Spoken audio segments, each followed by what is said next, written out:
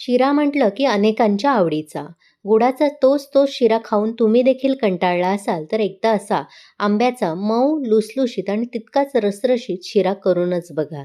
अगदी झटपट 10 मिनिटात तयार होणारी ही रेसिपी आहे आणि खायला तितकीच चविष्ट लागते. साधी सोपी सरळ रेसिपी आहे आणि अचूक प्रमाणात इतका मऊ लुसलुशीत तोंडात टाकताच विरघळणारा आंब्याचा शिरा कसा बनवायचा ते मी तुम्हाला दाखवणार आहे. विशेष म्हणजे हा शिरा बनवण्यासाठी आज आपण अजिबात कुठेही जरा सुद्धा साखरेचा वापर केला नाही. तरी देखील इतका मऊ लुसलुशीत तोंडात टाकताच विरघळणारा गोडाचा शिरा आपण बनवणार आहोत. चला तर मग लगेचच पाहूया आंब्याचा शिरा कसा बनवायचा. नमस्कार, मी प्रेषिताच किचनमध्ये तुम्हा सर्वांचे पुन्हा एकदा खूप खूप स्वागत करते. सर्वात आधी गॅसवर मी एक पातेलं ठेवलं आहे आणि त्यामध्ये कोणत्याही एका कपचा किंवा वाटीचा वापर करू शकता आणि त्याने आपल्याला 1.5 कप एवढं दूध घ्यायचं आहे. सोबतच त्याच कपाने आपल्याला 1.5 कप एवढंच पाणी घ्यायचं आहे. आता गॅस मी चालू करून घेत आहे आणि दुसऱ्या गॅसवर हे पातेलं गरम करत ठेवत आहे.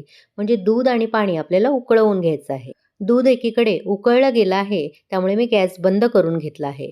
आता मी एक कढई घेतली आहे आणि ज्या कपाने आपण दूध आणि पाणी मोजून घेतलेलं त्याच कपाने आपल्याला 1.5 कप एवढं साजूक तूप घालायचं आहे. तूप चांगलं विरघळलं गेलं की गॅसची आच मंद ठेवायची आहे आणि ह्यामध्ये काही मी काळे मनुके आणि थोडेसे काजू घालणार आहे आणि या तुपावर परतून घेणार आहे. तुम्हाला शिऱ्यामध्ये सुकामेवा घालायचा नसेल तर नाही घातलं तरी देखील चालेल. काजूला हलका असा सोनेरी रंग आला आणि मनुके सुद्धा छान असे फुलले गेले की लगेचच हे आपल्याला एका प्लेटमध्ये काढून बाजूला ठेवायचे आहेत. आता ह्याच तुपामध्ये आपल्याला 1 कप भरून रवा घालायचा आहे. जो आपण उपम्यासाठी रवा वापरतो थोडासा जाडसर तोच इथे वापरायचा आहे. तुम्हाला जर अति मऊसूत शिरा हवा असेल पण दाणेदार नको हवा असेल तर यामध्ये तुम्ही लाडूचा जो रवा असतो बारीक 0 नंबरचा तो वापरलात तरी देखील चालेल. पण मी इथे उपम्यासाठी जो रवा वापरतो तोच वापरला आहे. आता गॅसची आच मंदच ठेवायची आहे आणि हा रवा आपल्याला या तुपासोबत भाजून घ्यायचा आहे. रवा अगदी खमंग होईपर्यंत आणि रंग बदलेपर्यंत भाजून घ्यायचा आहे. घाई करायची नाही. रवा जर कच्चा राहिला तर शिरा व्यवस्थित फुलला जात नाही आणि दाताखाली तो कचकच लागतो. 3-4 मिनिटं मी चांगला मंद आचेवर हा रवा भाजून घेतला आहे आणि आता त्याचा रंग तुम्ही बघू शकता कसा खरपूस आला आहे. असा रंग येईपर्यंत आणि रव्यामधून एक सुगंध सुटेपर्यंत आपल्याला भाजून घ्यायचा आहे. आता जे आपण दूध आणि पाणी उकळवून ठेवलेलं ते यामध्ये थोडं थोडं घालायचं आहे. सर्व एकदाच घालायचं नाही, कारण तूप आणि रवा असल्यामुळे ते अंगावर उडण्याची शक्यता असते. त्यामुळे थोडं थोडं घालायचं आणि थोडीशी वाफ निवळली गेली की यामध्ये संपूर्ण दूध पाणी घालायचं आणि व्यवस्थित असं एकजीव करून घ्यायचं, जेणेकरून रव्याच्या गुठळ्या तयार होणार नाहीत. व्यवस्थित दूध आणि पाण्यासोबत एकदा रवा असा एकजीव करून झाला की गॅसची आच मंदच ठेवायची आहे आणि यावर झाकण ठेवून आपल्याला 2 ते 3 मिनिटाची वाफ घ्यायची आहे, जेणेकरून या गरम दूध आणि पाण्यामध्ये रवा व्यवस्थित फुलून येईल. 2 मिनिटानंतर लगेचच झाकण काढायचं आहे आणि हा फुललेला जो रवा आहे तो व्यवस्थित आपल्याला एकजीव करून घ्यायचा आहे. इथे बघू शकता आधी किती पाणी होतं आणि आता संपूर्ण रव्याने ते शोषून घेतलं आहे आणि व्यवस्थित रवा फुलून आला आहे. रवा तुम्ही बघू शकता अजिबात कुठेही चिकट झालेला नाही. गॅसची आच आपल्याला सुरुवातीपासून शेवटपर्यंत मंदच ठेवायची आहे. आता या फुलून आलेल्या रव्यामध्ये आपल्याला एक घट्ट कप भरून बारीक चिरलेला गूळ घालायचा आहे. मी सुरुवातीला सांगितल्याप्रमाणे आज आपण अजिबात कुठेही साखरेचा वापर करणार नाही आहोत, तर त्याऐवजी गुळाचा वापर करायचा आहे. मी इथे एक घट्ट कप भरून गूळ घेतला आहे. म्हणजे जर तुम्ही सैलसर कप भरला तर तो 1.5 कप एवढा होऊ शकतो. पण तुम्हाला गुळाऐवजी साखर वापरायची असेल तर 1 कप भरूनच साखर वापरा किंवा पाऊण कप. आता ह्यामध्ये आपल्याला त्याच कपाने 1 कप भरून आंब्याचा रस घालायचा आहे. म्हणजे आंब्याचे तुकडे मी मिक्सरला फिरवून घेतलेले आणि त्याचा हा गर काढून घेतला आहे. अजिबात त्यामध्ये पाणी, दूध काहीही घालायचं नाही. फक्त आंब्याचा गर आपल्याला बारीक करून घ्यायचा आहे. आता गॅसची आच मंदच ठेवायची आहे आणि मंद आचेवर आपल्याला हा आंब्याचा गर आणि गूळ व्यवस्थित ह्या रव्यामध्ये एकजीव करून घ्यायचा आहे.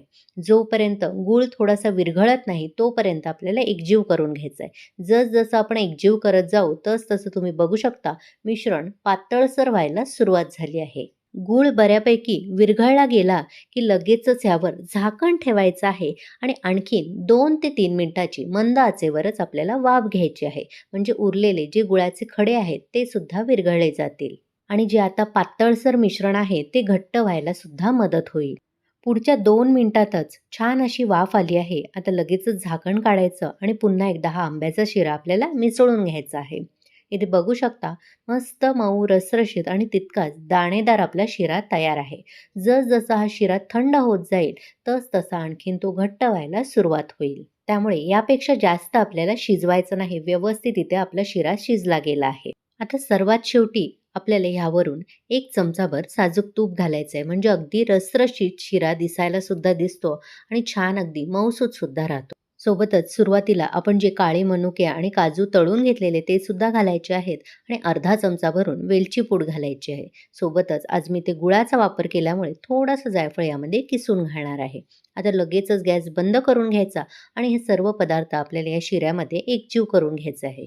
इथे आपला आंब्याचा मऊ लुसलुशीत शिरा तयार आहे. गुळामुळे शिऱ्याला रंग बघू शकता किती सुरेख आला आहे. अगदी दाणेदार आणि रसरशीत हा शिरा तयार झाला आहे आणि गुळामुळे चव देखील अप्रतिम शिऱ्याला येते आणि तितकाच पौष्टिक देखील शिरा तयार होतो. आता हा शिरा लगेचच आपण सर्व करून घेऊया. त्यासाठी एका वाटीमध्ये मगाशी जे तळलेले काजू आणि मनुके होते ते थोडेसे मी बाजूला ठेवलेले ते तळाला असे घातले आहेत आणि ह्यामध्ये हा शिरा भरून घ्यायचा आणि अगदी घट्ट असा दाबून घ्यायचा. आता इथे मी एका प्लेटमध्ये केळीचं पान ठेवलं आहे आणि ती प्लेट अशी या भांड्यावर उपडी ठेवणार आहे आणि हलक्या हाताने अशी ही वाटी ठोकून घ्यायची आहे. इथे बघू शकता किती सुंदर मूठ पडली आहे. शिरा आपला आंब्याचा किती सुंदर दिसतो आहे. तुम्हाला माझी आजची रेसिपी कशी वाटली? आवडली असतील तर एक लाईक करा, जास्तीत जास्त लोकांना शेअर करा आणि प्रेषितच किचनला सबस्क्राईब करायला विसरू नका.